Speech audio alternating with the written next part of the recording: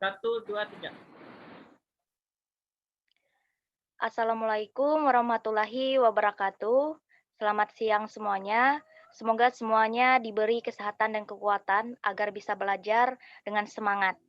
Dan bagi yang beragama Muslim, semoga puasanya lancar dan menjalankannya dengan semangat ya. Nah, di sini kita akan membahas tentang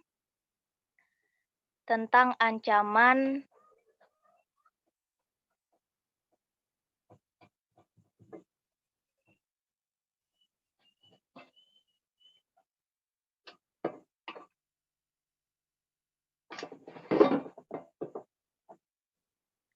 Kita akan membahas tentang ancaman terhadap negara dalam bingkai Bhinneka Tunggal Ika. Kemudian yang selanjutnya,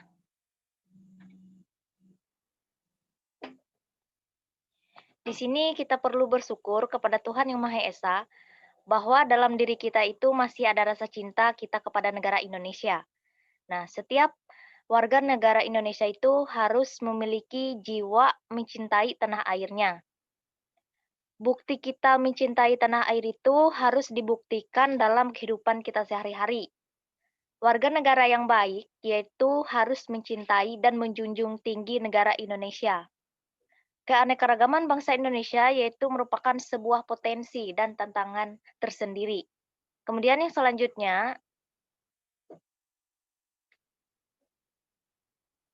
selanjutnya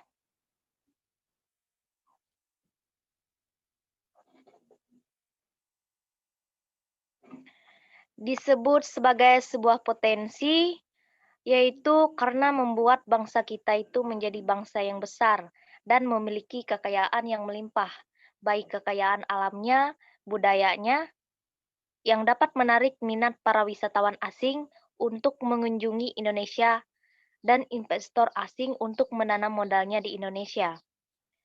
Kemudian selain itu, kebinekaan bangsa Indonesia itu juga merupakan tantangan, bahkan ancaman. Nah, di sini ada pertanyaan, kenapa bangsa Indonesia itu disebut sebagai sebuah tantangan dan ancaman? Seperti yang saya jelaskan tadi, bahwa Indonesia ini memiliki banyak sekali kekayaan, baik itu dari segi alamnya, budayanya. Nah, hal tersebut dapat menarik minat para wisatawan asing untuk mengunjungi ke negara Indonesia. Dan dari bidang ekonomi, bangsa asing itu mau menanamkan modalnya di Indonesia. Makanya Indonesia itu disebut sebagai sebuah tantangan dan ancaman yang ada di dalamnya.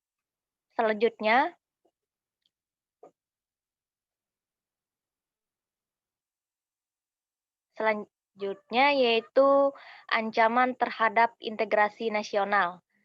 Di dalamnya terdapat aspek-aspek kehidupan sosial, antara lain penduduk Indonesia itu berada di antara daerah berpenduduk padat, yaitu berada di utara, dan daerah berpenduduk jarang itu berada di sebelah selatan. Yang keduanya yaitu ideologi Indonesia terletak antara komunisme di utara dan liberalisme di selatan.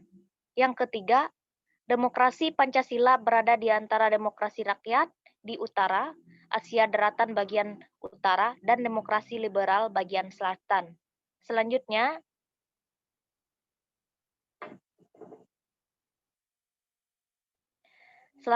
yaitu ekonomi Indonesia berada di antara sistem ekonomi sosial dan utara dan sistem ekonomi kapitalis di selatan. Yang selanjutnya, masyarakat Indonesia berada di antara masyarakat sosialis di utara dan masyarakat individualis di selatan.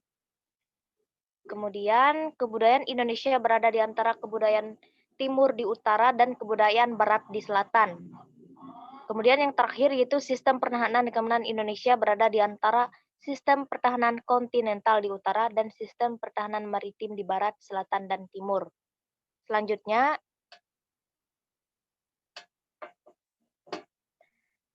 adapun beberapa ancaman, yaitu yang pertama ancaman di bidang militer. Perkembangan persenjataan militer di setiap negara harus ditingkatkan. Bahkan ada negara yang memiliki senjata pemusnah massal yang berbahan kimia dan nuklir. Nah, aktivitas ini merupakan ancaman militer yang menggunakan kekuatan bersenjata yang terorganisir. Ancaman ini dinilai mempunyai kemampuan untuk membahayakan kedaulatan negara, keutuhan wilayah, dan keselamatan segenap bangsa. Kekuatan senjata ini dapat digunakan untuk melakukan agresi atau invasi, pelanggaran wilayah, pemberontakan bersenjata, sabotase, spionase, aksi teror bersenjata lain-lainnya. Selanjutnya,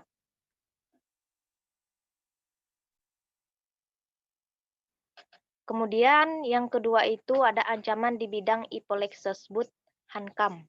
Yang pertama yaitu ancaman di bidang ideologi. Secara umumnya di dalam ideologi ini yaitu Indonesia itu menolak dengan tegas paham komunis dan Zionis. Akibat dari penolakan tersebut, tentu saja pengaruh dari negara-negara komunis.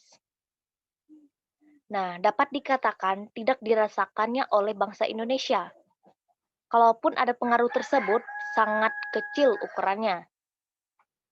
Kemudian yang selanjutnya yaitu ancaman di bidang politik. Nah, ancaman di bidang politik ini yaitu ancaman bisa bersumber dari dalam negeri maupun luar negeri. Ancaman di bidang politik ini dilakukan oleh suatu negara dengan melakukan tekanan politik terhadap Indonesia, yaitu tekanan berupa provokasi atau blokade politik.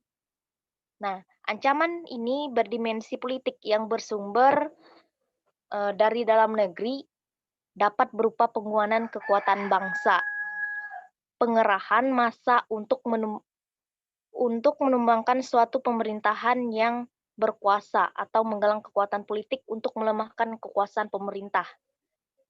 Kemudian bentuk ancaman di bidang ekonomi yaitu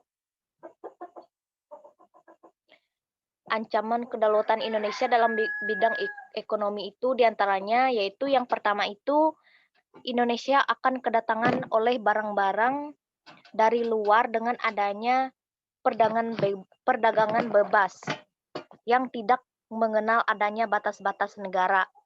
Yang kedua, perekonomian negara kita akan dikuasai oleh pihak asing. Sering dengan semakin mudahnya orang asing menanamkan modalnya di Indonesia. Kemudian adanya persaingan bebas dan sektor-sektor ekonomi rakyat yang diberikan subsidi. Kemudian memperburuk prospek pertumbuhan ekonomi yang berada di Indonesia. Kemudian selanjutnya ancaman di bidang sosial budaya. Ancaman sosial budaya ini yaitu adanya sikap individualisme, yaitu sikap yang mementingkan diri sendiri, serta memandang orang lain itu tidak ada dan tidak bermakna. Sikap seperti ini dapat menimbulkan ketidakpeduliannya terhadap orang lain, misalnya sikap selalu menghardik pengemis, pengamen, dan sebagainya. Kemudian munculnya gejala westernisasi, yaitu gaya hidup yang selalu berorientasi kepada budaya barat. Misalnya yang perempuannya memakai rok mini, kemudian yang laki-lakinya memakai anting-anting. Itu merupakan bentuk yang menentang nilai-nilai dan norma-norma. Itu yang disebut sebagai ancaman yang ada di bidang sosial budaya. Kemudian selanjutnya ancaman di bidang pertahanan dan keamanan. Nah, di sini masih adanya masalah teror dan konflik SARA yang terjadi pada suatu wilayah yang memiliki tujuan yang sama, yaitu tidak ingin bangsa Indonesia ini hidup tentram dan damai. Nah, oleh karena itu, lemahnya penerapan dan penegakan hukum dan keadilan harus terus ditingkatkan.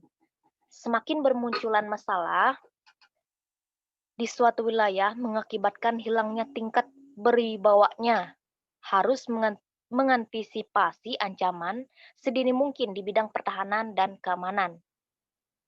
Kemudian selanjutnya peran serta masyarakat untuk mengatasi berbagai ancaman dalam membangun.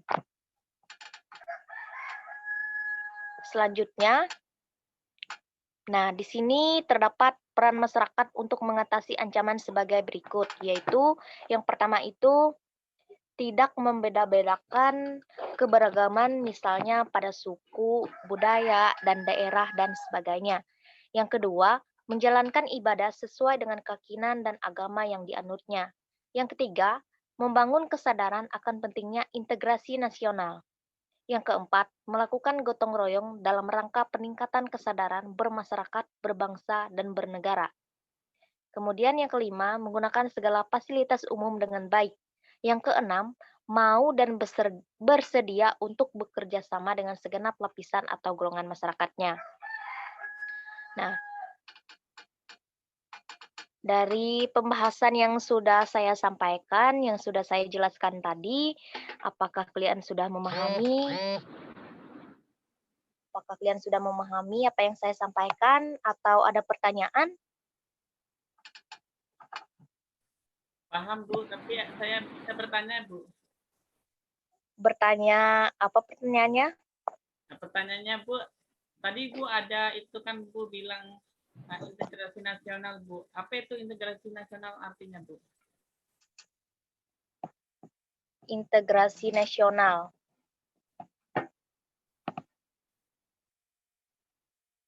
Yang lainnya ada pertanyaan? Tidak ada, Bu. Oke. Nah, integrasi nasional itu adalah penyatuan atau pembaruan suatu negara atau bangsa sehingga menjadi satu kesatuan yang utuh. Nah, paham? Itu disebut dengan integrasi nasional.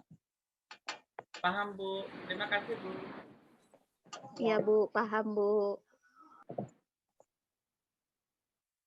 Selain itu, ada lagi?